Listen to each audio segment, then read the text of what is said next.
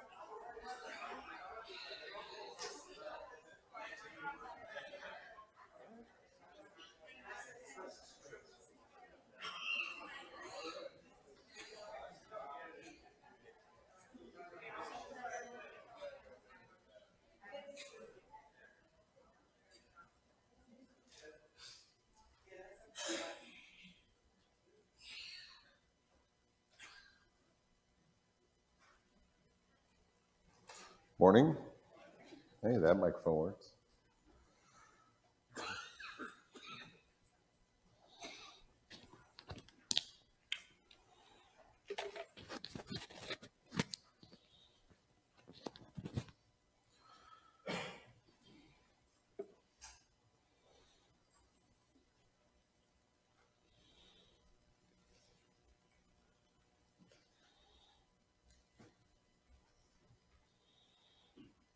Get back to my Bible real quick. This is the problem with being a teacher. You stand in front of the room to get ready, and everyone assumes you are. All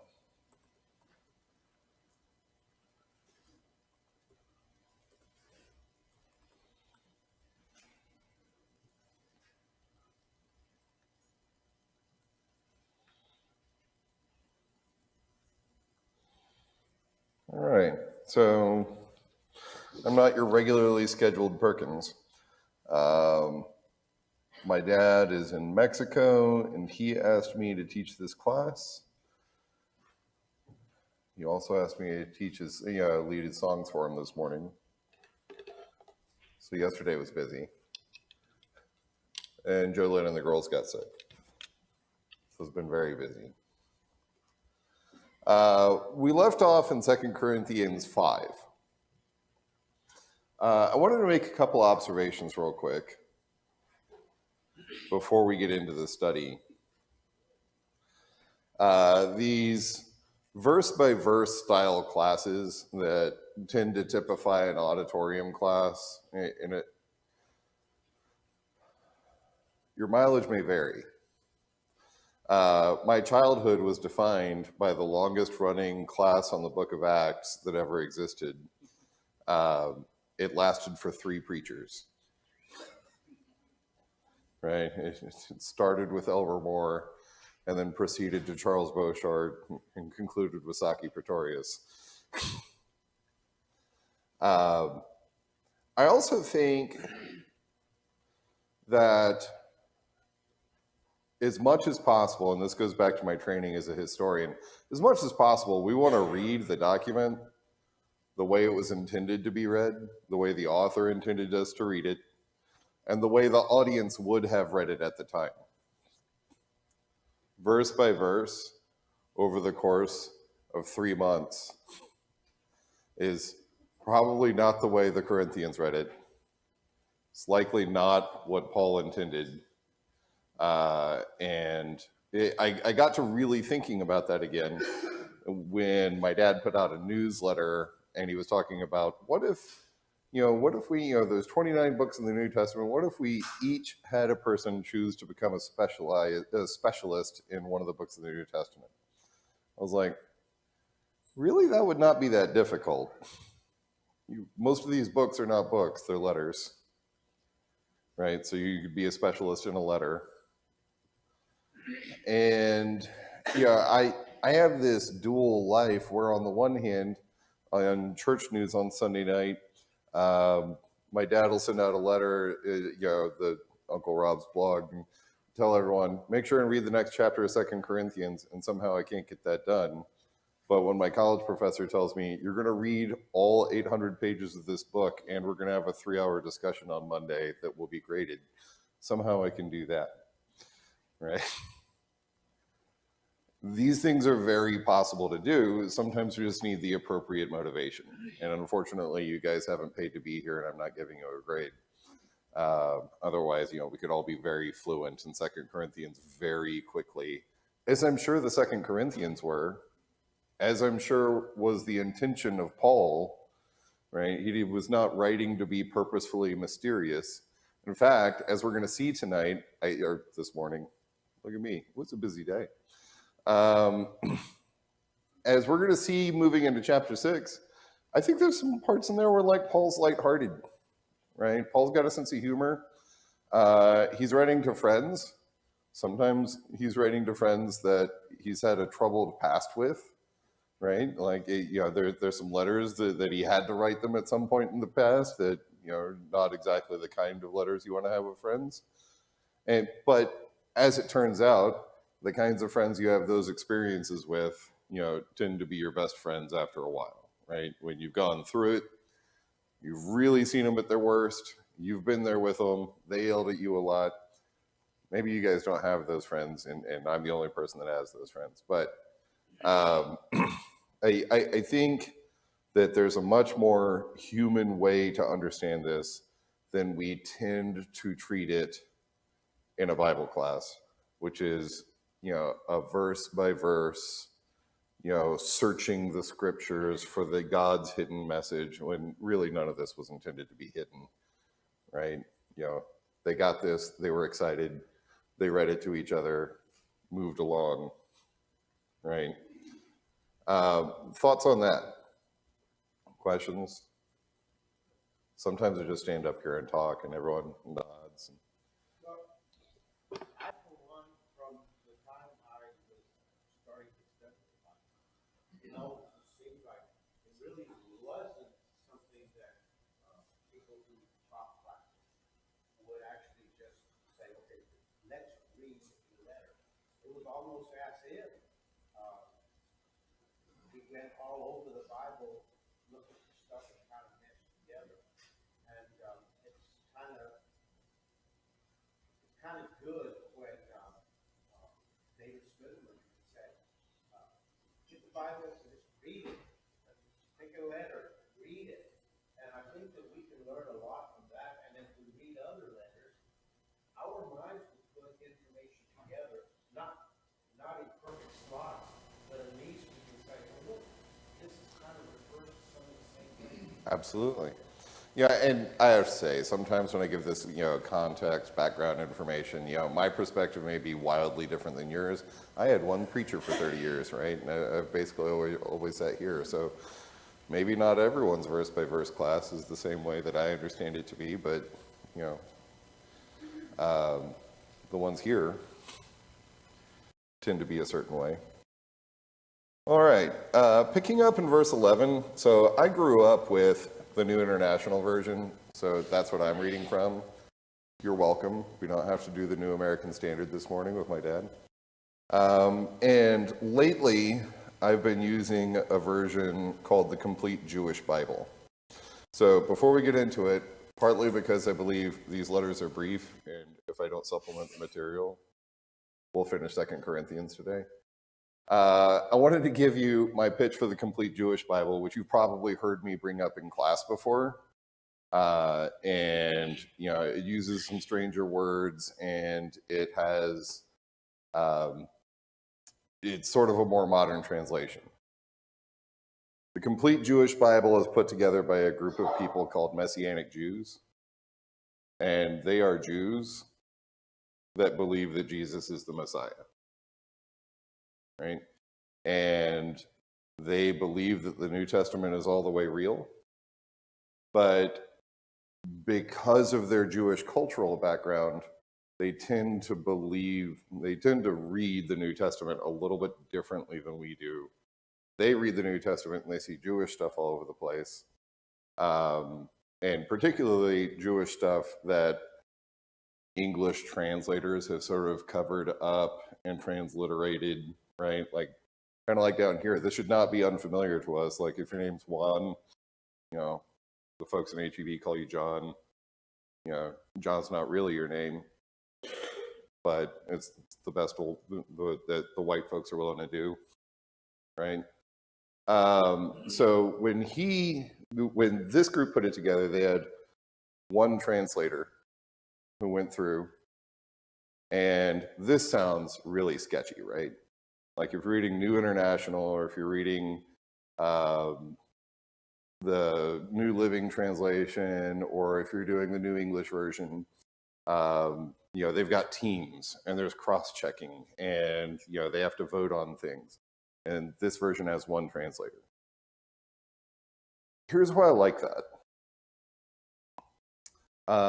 Teams tend to make a very antiseptic translation of things. And this translator got to do it exactly the way he thought it was. He's a PhD. And then he published an accompanying book explaining why he translated it this way and why it traditionally hasn't been translated that way in Western civilization, and why it traditionally hasn't been translated that way by other English translators, right? So as a historian, I'm pretty invested in the idea that no one is unbiased. There's no such thing as an unbiased translation, right? The vast majority of the Bible translations we have are full of Calvinist assumptions. At least with this one, with one translator that took the time to write a book that's as long as the Bible on how he translated the Bible, all of the biases are very plain and very, very clearly explained so that you can tell what is in the text versus what did he add because of his cultural background versus how does he conflict with other translators. And I find that to be pretty valuable. And I also do think that there's a lot to be understood in the New Testament by reframing it through a Jewish lens. Okay? For instance, one of the points he makes, going back to my Juan and John example, you guys know, like, Paul changed his name eventually, right? Like, he wasn't always Paul. He was Saul and then Paul.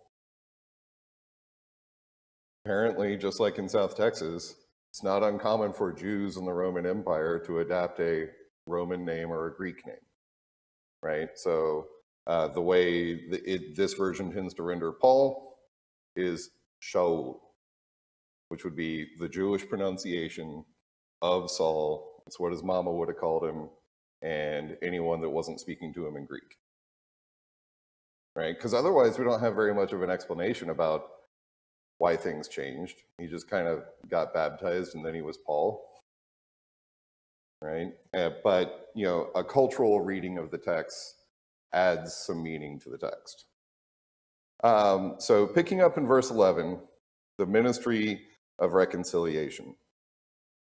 So it is with the fear of the Lord before us that we try to persuade people. Moreover, God knows us as we really are. And I hope in your consciences, you too know us as we really are. We are not recommending ourselves to you again, but giving you a reason to be proud of us, so that you will be able to answer those who boast about a person's appearance and not his inner qualities. If we're insane, it is for God's sake. And if we are sane, it is for your sake. For the Messiah's love has hold of us, because we are convinced that one man died on behalf of all mankind, which implies that all mankind was already dead, and that he died on behalf of all those who live should not live any longer for themselves, but for the one who on their behalf died and was raised. So from now on, we do not look at anyone from a worldly viewpoint. Even if we once regarded the Messiah from a worldly viewpoint, we do so no longer. Therefore, if anyone is united with the Messiah, he is a new creation. The old has passed. Look, what has come is fresh and new, and it is all from God, whom through the Messiah has reconciled us to himself and has given us the work of that reconciliation, which is that God in the Messiah was reconciling mankind to himself, not counting their sins against them, and entrusting to us the message of reconciliation. Therefore, we are ambassadors of the Messiah. In effect, God is making his appeal through us. What we do is an appeal on behalf of the Messiah, be reconciled to God. God made this sinless man as an offering on our behalf, so that in union with him, we might fully share in God's righteousness. In the New International Version, that section is described, or it has the header, the ministry of reconciliation. So what does it mean? What does reconcile mean? Sorry? Bring back together? So when I reconcile my checkbook, what am I bringing back together? I'm sorry? The accounts. We're finding out how much is gone out, how much has come in, and whether what the bank says is what I say. I don't know if it matters what I say. The bank tends to overrule me, but I think that's why we all gave up on reconciling our checking accounts.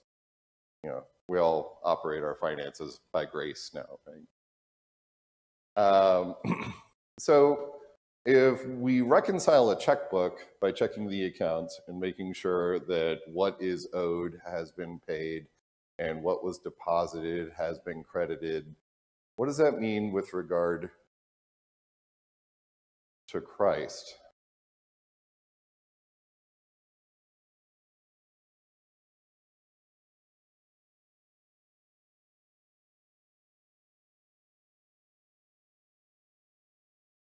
We're,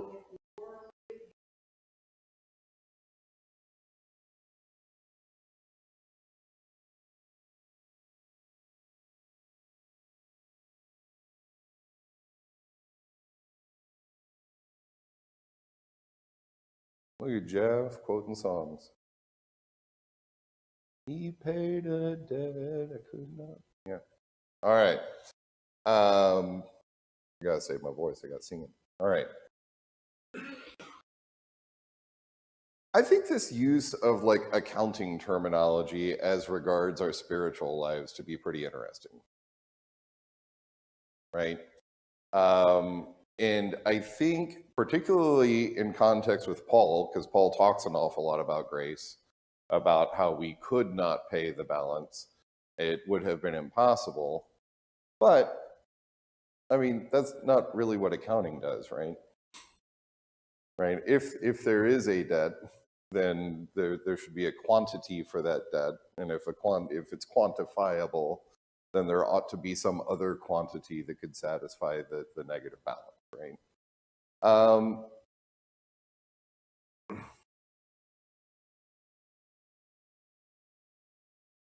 Could we have paid our own debt? Here, it talked about the fact that all men that lived are dead, right? Everyone living is already dead. Can someone who is dead bring themselves back to life? Boy, wouldn't that be handy, right? Get stuck in the ER.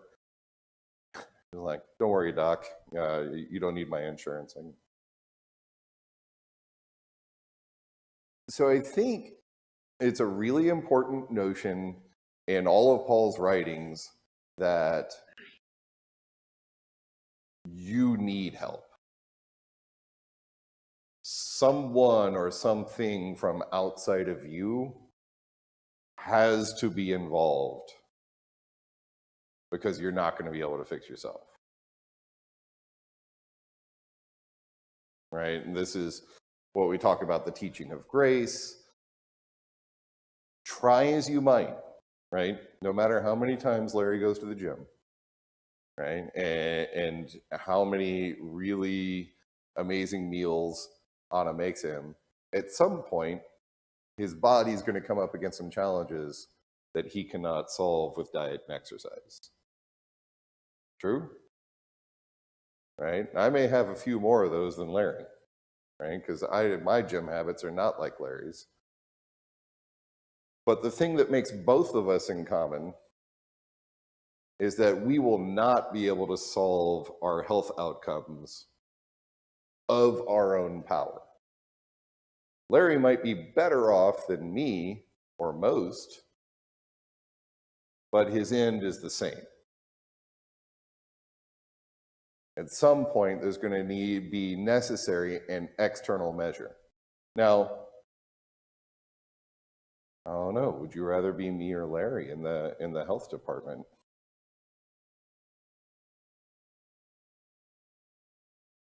Right? That doesn't need answering, right? So if you are purely relying on the emergency room to keep you going, you are going to have a tougher row to hoe. You can do an awful lot to help yourself. You just can't do it all on your own. So I think that's where I like to marry Pauline teaching on grace with James's teaching on works, right? There are things outside of yourself that you are going to need. There is some divine grace that's going to be necessary for you to achieve. But you can sure make things easier, right? You can stop digging your truck in before it gets down to the axles on the beach. It'll be a little easier to dig you out.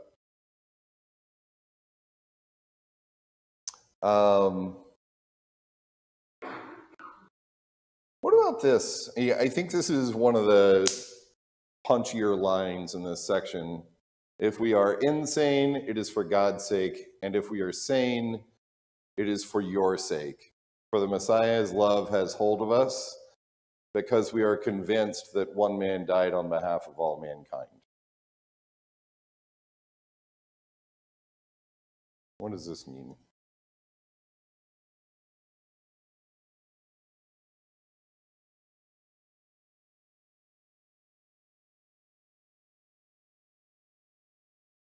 If you want a more traditional version, that's verse 13. If we are out of our mind, as some say, it is for God. And if we are in our right mind, it is for you.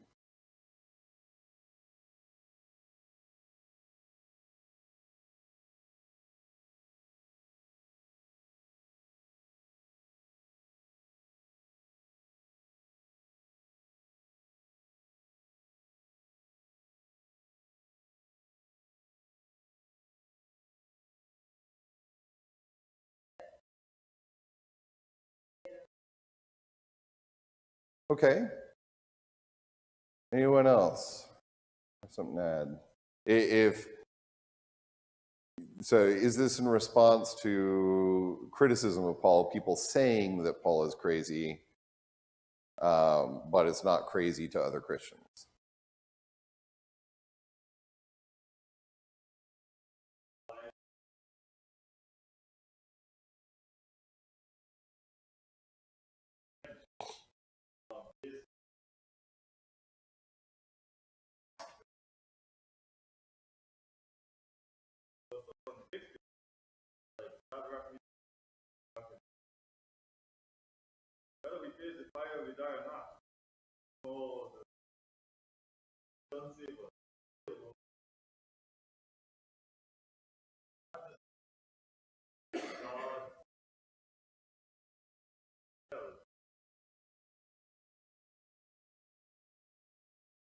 Okay, so if you didn't hear Raul's not mic'd, I am.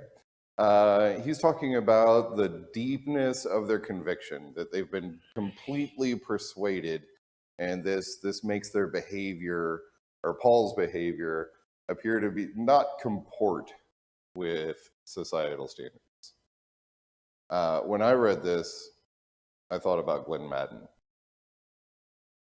I don't know if you know very much about Glenn, but Glenn sure likes to be out on the water. I think if Glenn didn't have to work, Glenn would be on the water every day. He might be pretty close to every day anyways. And for a lot of us, though we are the indirect beneficiaries through his distribution of the, not so much loaves, but definitely the fishes, there's a few of us that might work an eyebrow every once in a while at, Glenn's dedication to the water and the poles and the kayaks and how far he goes and for how long. The extent to which Glenn is insane, he's insane for nature. But I feel like every time he comes back to shore and shows up for work, that's for us. That's for Shannon. Right? A couple of verses ago, Paul was just talking about how, he wants this life to be done. He doesn't want to live in this tent anymore. He needs to go to the house. But why does he stay? You guys are pretty important. I'm still needed here. Well, As long as Shannon's around, we'll probably still see Glenn. But if Shannon goes first, Glenn might find himself an island.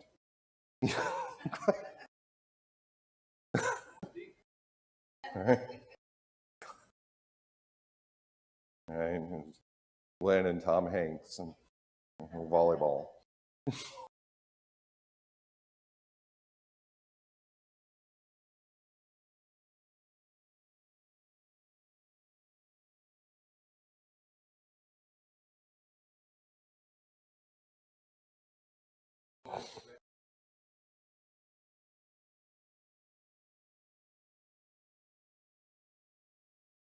Oh yeah. And if you read historians that study these ancient cultures, one of the things that they'll tell you about pagans is that pagans are quite a bit more tolerant, right? They have some things, they have some practices that are pretty extreme. I'm not saying they don't, right? Like people that sacrifice babies to flaming idols,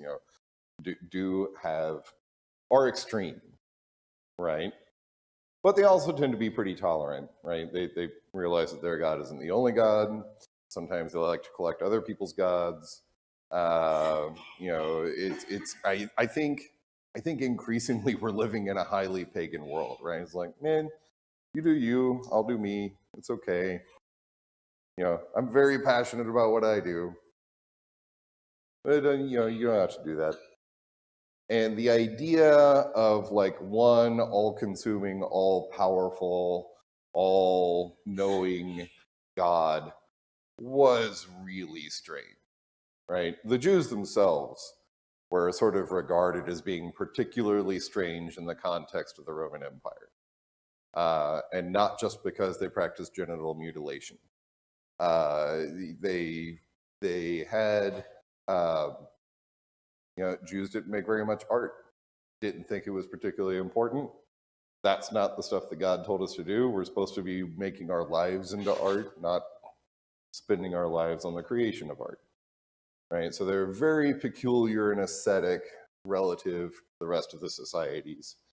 And Christianity really kicked it up a notch because, the central idea of Jesus Christ is your asceticism is just for show, right? You giving up things, that's just checking boxes.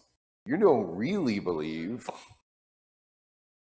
You're just conforming to the culture that evolved around the commandments of God, but you haven't really written the commandments of God on your heart. If you had, you wouldn't be worried about all this piddly stuff, right? So Christianity really turned it to 11.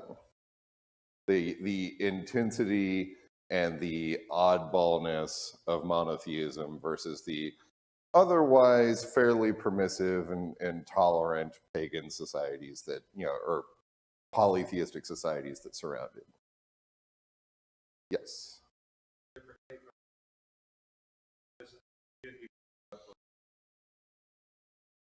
Maybe that not that he was writing this much directly for it, but as a comparison,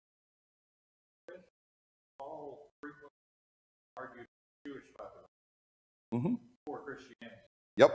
And a lot of them, but he way off his rocker. The guy went, this does not do with Jewish beliefs. And he would frequently go back. So through the how it all was all one. Bring it back to Sanity. Yeah. Antia?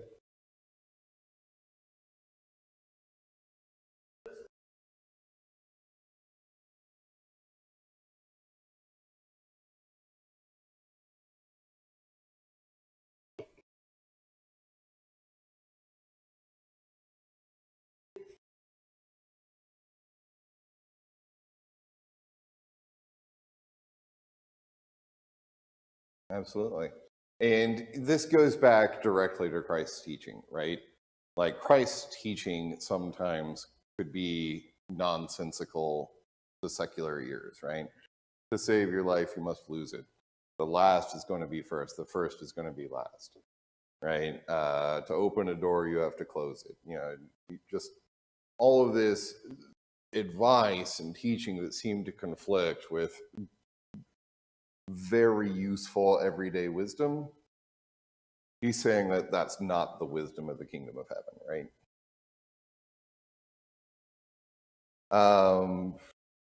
So that should be the effect of the ministry of reconciliation. Understand how dead you were. Understand the great gift you've received. The impact of that great gift should result in some strange behavior, right? In you having a set of values that is not really, doesn't really jive with the world. And also, I think there's on the back end, there's some notes between the sanity and the insanity where you do have to keep it balanced. There's a theme, right?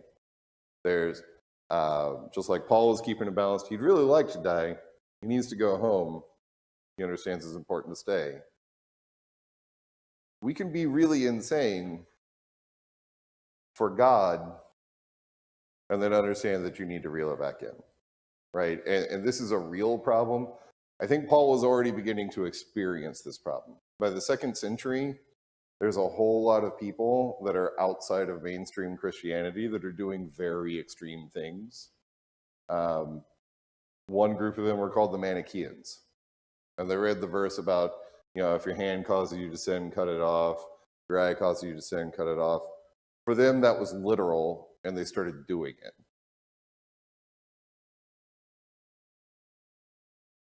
Right? So I think this is helpful in that context as well. It would to understand that some people are going to interpret these things and take the zealous, and you'd have to be pretty zealous, right? Like maybe you've gotten that scripture wrong, but you sure must believe it if you're cutting your arm off and cauterizing it with fire and living with in a cave in the wilderness so you can keep yourself pure, right? I got nothing to say about their intentions. Just their reading comprehension skills. That's why school's important, guys. You know, we got to be able to distinguish between the figurative and the literal. And, you know, got to get. You know, it's hard out there in the 1st century with 2% literacy rate in the entire population, right? And that's one of the things that's been motivational to me to cause me to reevaluate my study methods and what we do. You understand that only 2% of the ancient world could read. Probably when they're telling you that you need to study, that doesn't, what they were doing isn't exactly what we're doing. Must have been something else involved, right? We treat this like it's very complex, and we're concerned when a 13-year-old wants to be baptized, do they really know? When really illiterate fishermen knew like within 6 hours, and illiterate Roman soldiers maybe knew within 2. Right? We can be critical of other groups by saying that, you know, you have to be pretty smart to screw all this up so bad. Right? You've really overthought this, and you know, it's real simple if you just read the text. But most of the believers in the 1st century never read the text. There's something even simpler about it. And if I had one wish for myself and everyone else around us, I wish we all had the faith of illiterate fishermen.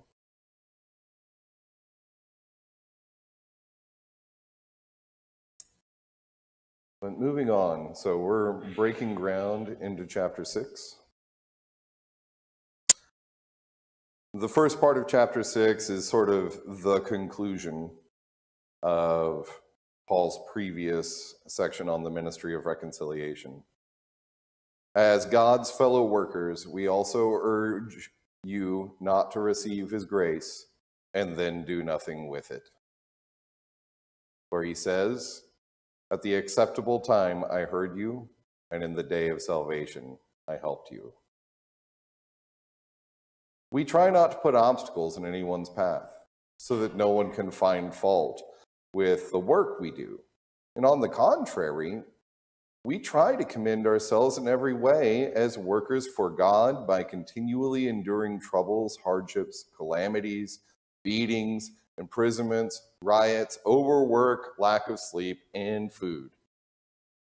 We commend ourselves by the purity, knowledge, patience, by the Holy Spirit, by genuineness of love and truthfulness of speech and God's power. We commend ourselves through our use of righteous weapons, whether for pressing our cause or defending it, through being honored and dishonored, praised and blamed, considered deceptive and sincere, unknown and famous, and we commend ourselves as God's workers headed for death. Yet look, we're alive. As punished, yet not killed. As having reason to be sad, yet always filled with joy. As poor, yet making people rich. As having nothing, yet having everything. So this whole paragraph here, the NIV puts the header on this, Paul's hardships.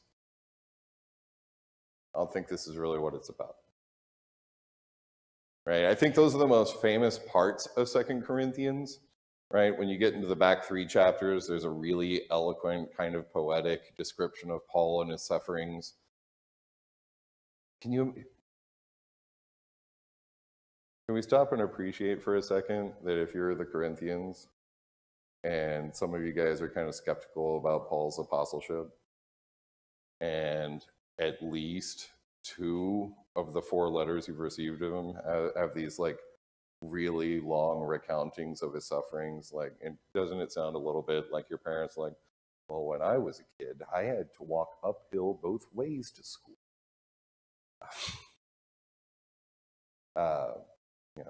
Paul gets on repeat with the Corinthians a little. But what I think this is actually about is he's continuing to focus on this idea of duality. That you can be more than one thing. That if you're poor, you don't have to be poor. That if you're punished, you don't have to be dead. That if you are dishonored, you may still have some access to glory. That what you're feeling and what the world sees at any given time is not exactly what you have to be. Not if you live in God's grace. Not if you've received the ministry of reconciliation.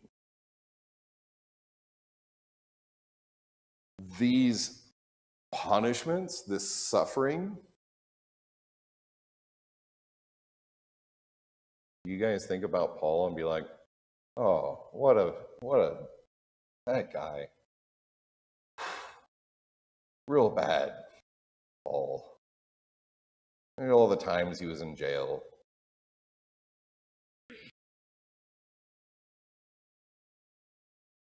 If someone came here who had served like 2 or 3 different prison sentences and asked us for assistance, would we look at them the same way we look at Paul with the same criminal record?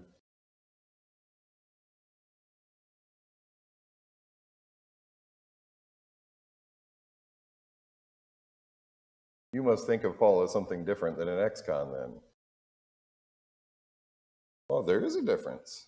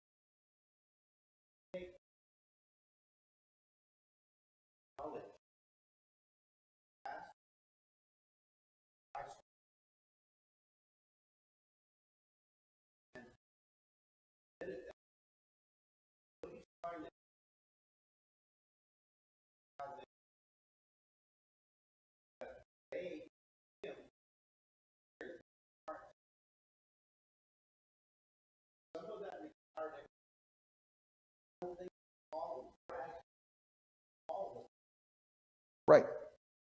No, I think you're right. No, and I didn't mean to imply otherwise. You, just like you don't think of Paul as an ex-convict, you think of Paul as an apostle standing enshrined at the right hand of Jesus Christ as the second most prolific author in the Bible.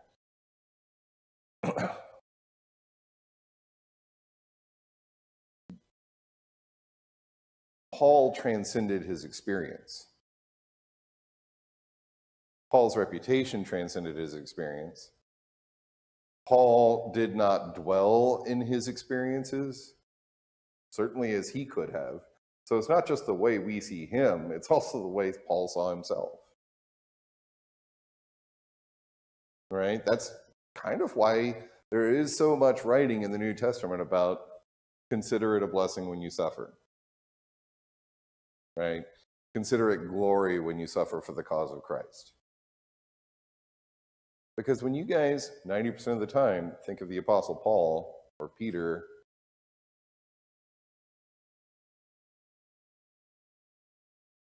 you probably don't think of them as being just some of the most tragic people on the planet, most of whom had extraordinarily painful ends. You think about them as people you admire and wish you could be like, and wish you could talk to because you wish they spoke a little bit more clearly. And you probably don't think that about any other victims of systemic torture or convicts or people that were executed. It's in our power to transcend our experience. Right? God saved us.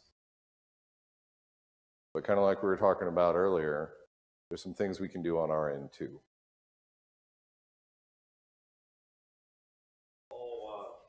After he was converted, lest we the disciples didn't want to be around him. They knew who he was. He had Barnabas came and brought him and said, "Die." It's those that maybe has more. People didn't believe it until they actually saw it, right?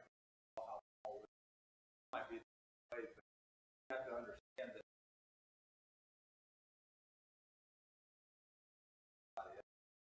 they have to live their life. And a lot of times we Yes, ma'am?